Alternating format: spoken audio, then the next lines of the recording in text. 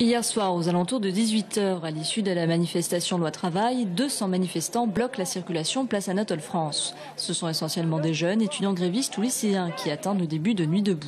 La police a ordre de rétablir la circulation, le ton monte et les deux parties débutent alors un long face-à-face tendu. Ça vous fait rire en fait. Environ 20 minutes plus tard, c'est l'épreuve de force entre fonctionnaires de police et une trentaine de manifestants qui refusent de reculer. Et puis... On entoure. Allez, tape. T'as des enfants. Les policiers ont peur d'être encerclés et sortent les tonfas.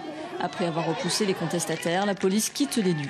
Une victoire pour les manifestants, mais beaucoup restent choqués par l'attitude de la police. On les a vus commencer à se rapprocher. Nous, on n'a pas voulu reculer. Et donc, du coup, pour nous faire reculer, ils ont sorti les matraques. Donc, certains d'entre nous se sont pris un coup. Je me suis pris un coup dans la jambe gauche, par exemple. Mais je ne suis pas le plus à plaindre. Il y en a qui sont pris des coups bien pires que ça. À côté, on n'avait aucune hostilité. On avait des gens qui faisaient des cœurs. On avait des gens qui ont essayé de leur offrir des fleurs.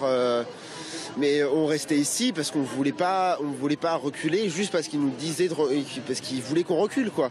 On était parti pour rester à la base. Je pense même que s'ils n'étaient pas venus, la place aurait été libérée beaucoup plus tôt. Pour les forces de l'ordre, certains manifestants cherchaient la provocation, un coup d'insulte ou de jet de canette. Pour eux, les policiers ont uniquement fait leur travail en appliquant la procédure. Sortir des matraques ou des tonfas, on va dire, bon, ça peut inquiéter, provoquer.